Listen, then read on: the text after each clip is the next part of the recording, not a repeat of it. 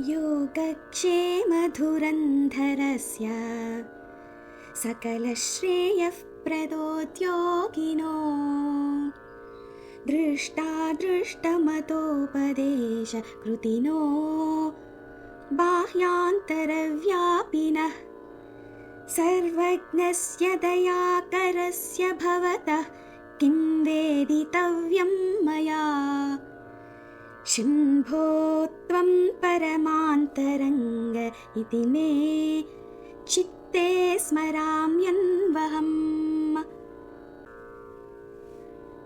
योगक्षेमधुरन्धरस्य सकलश्रेयःप्रदोद्योगिनो दृष्टादृष्टमतोपदेशकृतिनो बाह्यान्तरव्यापिनः सर्वज्ञस्य दयाकरस्य भवतः किं वेदितव्यं मया शम्भो त्वं परमान्तरङ्ग इति मे चित्ते स्मराम्यन्वहम्।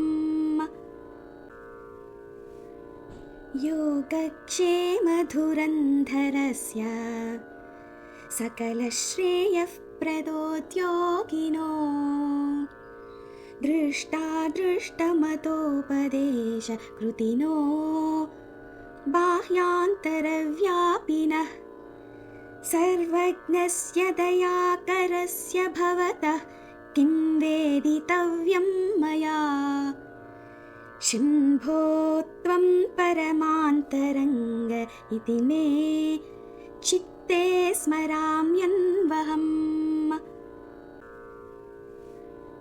योगक्षेमधुरन्धरस्य सकलश्रेयःप्रदोद्योगिनो दृष्टादृष्टमतोपदेशकृतिनो बाह्यान्तरव्यापिनः सर्वज्ञस्य दयाकरस्य भवतः किं वेदितव्यं मया शम्भो त्वं परमान्तरङ्ग इति मे चित्ते स्मराम्यन्वहम्।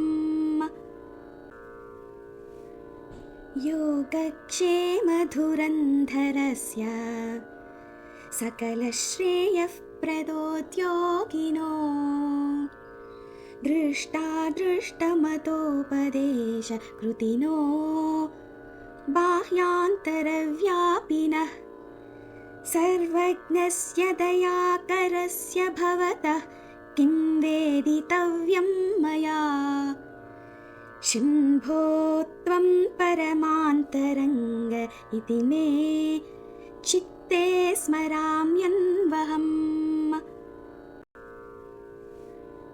योगक्षेमधुरन्धरस्य सकलश्रेयःप्रदोद्योगिनो दृष्टादृष्टमतोपदेशकृतिनो बाह्यान्तरव्यापिनः सर्वज्ञस्य दयाकरस्य भवतः किं वेदितव्यं मया शम्भो त्वं परमान्तरङ्ग इति मे चित्ते स्मराम्यन्वहम्।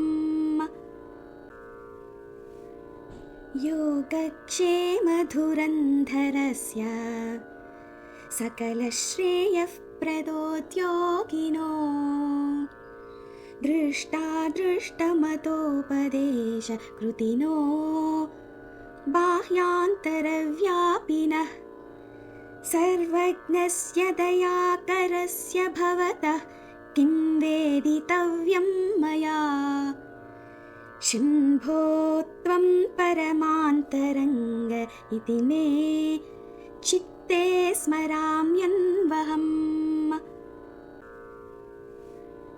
योगक्षेमधुरन्धरस्य सकलश्रेयःप्रदोद्योगिनो दृष्टादृष्टमतोपदेशकृतिनो बाह्यान्तरव्यापिनः सर्वज्ञस्य दयाकरस्य भवतः किं वेदितव्यं मया शम्भो त्वं परमान्तरङ्ग इति मे चित्ते स्मराम्यन्वहम्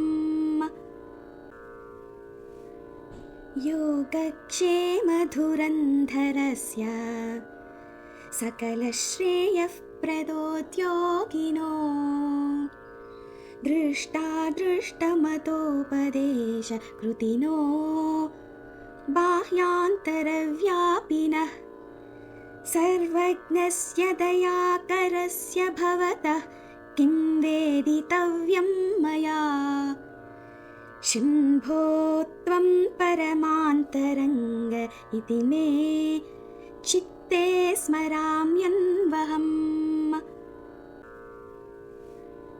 योगक्षेमधुरन्धरस्य सकलश्रेयःप्रदोद्योगिनो दृष्टादृष्टमतोपदेशकृतिनो बाह्यान्तरव्यापिनः सर्वज्ञस्य दयाकरस्य भवतः किं वेदितव्यं मया शम्भो त्वं परमान्तरङ्ग इति मे चित्ते स्मराम्यन्वहम्